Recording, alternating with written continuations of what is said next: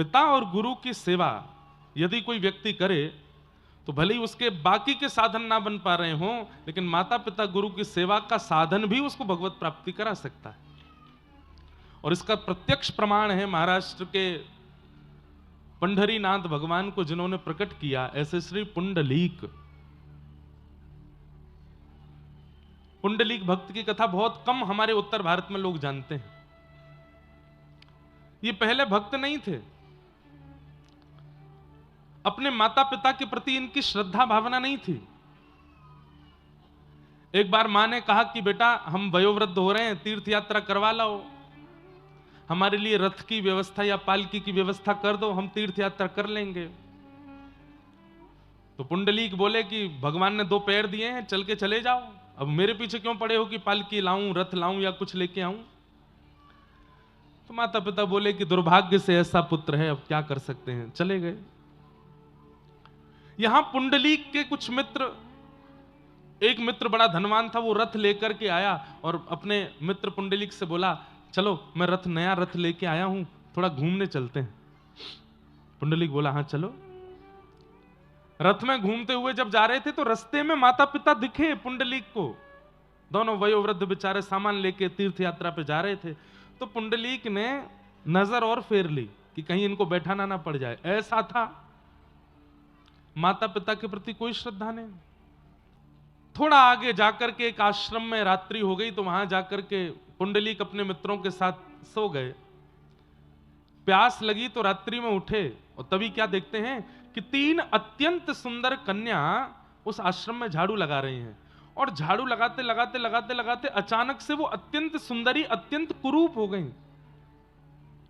और जैसे ही उनका रूप कुरूप हुआ तो झाड़ू लगा करके जितनी रज वहां इकट्ठी हुई, उस रज को जैसे ही उन्होंने पुनः माथे से लगाया फिर से सुंदर हो गए।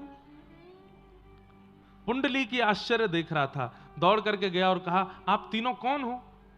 और मैंने अभी अभी देखा आपका रूप इतना कुरूप और ये रज लगाते ही आपका मुखमंडल बिल्कुल सुंदर हो गया। मैं ये समझ नहीं पाया हूं, ये चमत्कार है कि जादू है, क्या है ये? तब उन तीनों ने परिचय दिया कि हम इस भारत में बहने वाली शुद्ध पवित्र नदियां हैं। लोग बाग हम में स्नान करके अपने पापों को धो जाते हैं तो हमारा रूप जो सुंदर है वो कुरूप हो जाता है। तब अपने उस लोगों के जो पाप हमारे अंदर आए हैं उनको नष्ट करने के लिए हम भारतवर्ष के आश्रमों में जाते हैं और वहां जाकर के गुरुजनों के, वयोवृद्धों की जो चरण रज है उसको अपने माथे से लगाते हैं, तो उससे हमारे जितना भी कुरूपता है, जितने भी लोगों के पाप भीतर आए, सब नष्ट हो जाते हैं। पुंडलीक बोला कि मतलब जीवन में चाहे जितने पाप किए हों, उन पापों का प्रायश्चित धाम जाने से, तीर्थ जाने से, नदी स्नान करने से तो होता है, ये रज लगाने से भी होता है।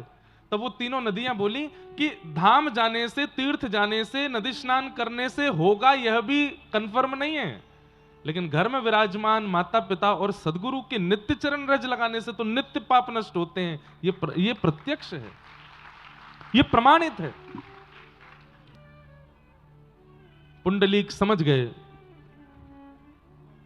और उसी समय दौड़ करके गए और अपने माता पिता को बीच रास्ते में ही रथ में विराजमान किया, घर ले गए और घर ले जाकर के कहा कि अब तीर्थ आपको नहीं जाने पड़ेंगे, मैं आपकी यहीं सेवा करता रहूंगा और यहीं तीर्थों का जल, तीर्थों का प्रसाद आ जाएगा, और ज्यादा इच्छा होगी तो अब तीर्थ आएंगे यहां पर, आप कहीं नहीं जाएंगे, मैं आपकी सेवा करूंगा। और माता पिता को घर पर लेकर के इतने परम भक्त हो गए पुंडलीक, चरण दबाते हैं, भोजन कराते हैं, स्नान कराते हैं, उठाते हैं, बिठाते हैं, खिलाते हैं, इतनी सेवा की अपने माता पिता की। मतलब जैसे कोई व्यक्ति अपने ठाकुर सेवा में रत रहता है, ऐसे पुंडलीक अपने माता पिता को ही विट्ठल और रुक्मणी मान करके सेवा करते थे कि ये विट्ठल हैं, ये रुक्मणी हैं। जैसे हम भक्त लोग चंदन घिस के ठाकुर जी को लगाते हैं, पुंडलीक चंदन घिस के अपने माता पिता को लगाता है। हम लोग बाजार जाकर के मिष्ठान ठाकुर जी के भोग के लिए लगाते हैं, पुंडलीक घर में सामग्री बना के अपने माता पिता को भोग लगाते हैं। हम लोग पुष्प चयन करके ठाकुर जी के चरणों में अर्पित करते हैं, पुंडलीक पुष्प चयन करके माता पिता के चरणों में अर्पित करते हैं। मतलब संपूर्ण ठाकुर सेवा को माता पिता के रूप में करते हैं पुंडलीक।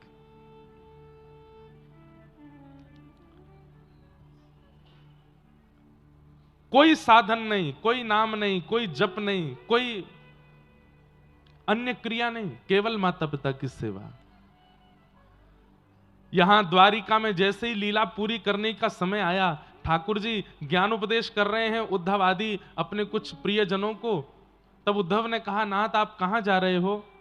ठाकुर जी बोले, मैं वैसे तो श्रीमद् भागवत में विराजमान रहूंगा, लेकिन मेरा एक भक्त है, पहले मैं उसको दर्शन दे आऊं। बोले कौन? बोले चंद्रभागा के तट पर अपने माता पिता की चरण सेवा कर रहा है पुंडलीक, मैं उसके पास जाऊंगा। उसने कोई साधन नहीं किया, यज्ञ नहीं किया, तप जप कुछ नहीं किया, केवल मातृ पितृ सेवा की है। मेरा मन है कि मैं उसको दर्शन दूं। और ठाकुर जी पहुंच गए। पुंडलीक माता पिता की सेवा कर रहा था, आधी रात का समय।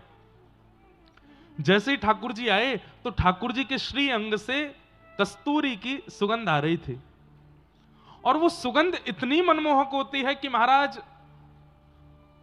देवराज इंद्र भी उस सुगंध को लेने के लिए तड़पते हैं, लेकिन ठाकुर जी के अंग की वह सुगंध इंद्र को भी प्राप्त नहीं होती। लेकिन जैसे ही भगवान पुंडलिक के द्वार पर पहुंचे तो पुंडलिक को सुगंध आने लगी। तो सुगंध प्राप्त करते ही पुंडलिक बोला, पता नहीं ये सुगंध कहां से आ रही है, अगर ये सुगंध मेरे माता पिता को आई तो कहीं वो बेचैन ना हो जाएं, वो गहरी नींद में हैं, सुगंधी के कारण कहीं उनको बेचैनी ना हो, कहीं वो करवट ना लेने लग जाएं। पुंडलिक दौड़ करके गया, हवा करने लगा द्वार पर कि ये सुगंधी भीतर ना आवे। ठाकुर जी चल करके आ रहे हैं तो नूपुरों की छम छम छम ध्वनि आ रही है, हाथ के कड़ूले बज रहे हैं, ठाकुर जी के श्रृंगार बज रहे हैं। तो उसका जो स्वर आ रहा है, जिनसे वेद प्रकट होते हैं, वेद की ऋचाएं प्रकट होती हैं, ठाकुर जी के नूपुरों की उन ध्वनि को सुन करके पुंडलिक अपने माता पिता के कान बंद कर रहा है कि कहीं इस स्वर से इनकी नींद ना खुल जाए। जैसे ही श्याम सुंदर आकर के द्वार पर खड़े हुए तो उनका नील सरोरुह वदन, और जैसे ही उसकी कांति घर के अंदर प्रवेश करने लगी, पुंडलिक चद्दर रखता है अपने माता पिता पे, कहीं ये कांति मेरे माता पिता के मुख पे गई तो वो छटपटा के उठ ना जाए। और पूछने लगा, कौन हो भाई, यहां क्यों आज चले आए हो? ठाकुर जी उत्तर देके बोले, पुंडलिक मैं हूं। बोले कौन मैं? बोले देवकी नंदन वसुदेव नंदन द्वारिकाधिपति गौ ब्राह्मण प्रतिपालक त्रिभुवन नायक साक्षात परमात्मा कृष्ण तुम्हारे द्वार पर खड़ा हूं पुंडलिक। पुंडलिक दौड़ करके गया, बोले आप भगवान हो? बोले जी। यहां क्यों आए हो? ठाकुर जी बोले, ये प्रश्न कोई नहीं करता मुझसे। अरे जन्म जन्मांतरों के पुण्यों के बाद भी मेरा दर्शन नहीं होता पुंडलिक, मैं तेरे कुछ सालों की सेवा से प्रसन्न होकर आ गया हूं। पुंडलिक बोला, लेकिन मैंने आपको प्रसन्न करने के लिए सेवा तो नहीं की थी, आप क्यों प्रसन्न हो गए? मैं तो माता पिता की सेवा उनकी प्रसन्नता के लिए कर रहा हूं, आप क्यों प्रसन्न हो गए? ओहो, मैंने सुना है आप माखन चोर हो, आप चित चोर हो, मेरे माता पिता की सेवा की प्रसन्नता की भी चोरी कर ली आपने। अरे वो प्रसन्न होने चाहिए, आप क्यों हो गए? रुक्मणी जी भी साथ में गई थी। रुक्मणी जी ने ठाकुर जी का हाथ पकड़ा, बहुत बेइज्जती हो रही है, चलो यहां से, इसलिए आए थे हम यहां पे। देवी रुको ना, ये पुंडलिक है, इसकी निष्ठा तो देखो माता पिता में, साक्षात कृष्ण साक्षात रुक्मणी द्वार पर खड़े हैं, लेकिन ये हमको पूछ भी नहीं रहा है माता पिता के आगे। ठाकुर जी के पास आकर के हाथ जोड़ के बोला, मैं आपके आगे हाथ जोड़ता हूं, मेरे माता पिता सो रहे हैं, विश्राम कर रहे हैं, आप जाइए यहां से। ठाकुर जी बोले, हम एक बार जिसके पास आ जाते हैं फिर उसको लेके ही जाते हैं। पुंडलिक बोला, मैं नहीं जाने वाला कहीं, और ना मुझे जाना है, और ना मैंने आपको बुलाया। अगर आपका कोई न्यायालय होता हो तो वहां पर मैं आप पर केस भी कर दूंगा कि मैंने नहीं बुलाया था आपको, जबरदस्ती ले गए मुझे खींच के। ठाकुर जी बोले, कैसी भक्ति पुंडलिक की। अच्छा भाई, हम द्वार पर खड़े हैं, तुम सेवा कर लो माता पिता की, जब सेवा से निवृत्त हो जाओ तब आ जाना, तब मिल लेना हमसे, तब तक के लिए कोई आसन दे दो हमको। पुंडलिक बोला, अब आसन लाओ, फिर कहोगे चाय नाश्ता पानी लाओ, फिर कहोगे भोजन लाओ, फिर कहोगे नींद आ रही है बिस्तर लाओ। अरे आसन तो दे ही सकते हो, पुंडलीक गए भीतर जाकर के आसन ढूंढने में इतनी उनको लग रहा था कि इतनी देर भी मेरे माता पिता की सेवा से मुझे दूर क्यों किया जा रहा है। तो एक ईंट दिखाई दी, वही सरका दी, बोले ये लो आसन, बैठ जाओ उसके ऊपर। रुक्मणी जी पकड़ती रही, मना करती रही, ठाकुर जी नहीं माने, और उस ईंट के ऊपर प्रतीक्षात्मक भाव से आज तक ठाकुर जी खड़े। आज भी पंढरीनाथ विठल भगवान खड़े हैं और प्रतीक्षा कर रहे हैं कि मेरे पुंडलीक की सेवा एक दिन पूरी होगी और वो मुझसे मिलने आएगा।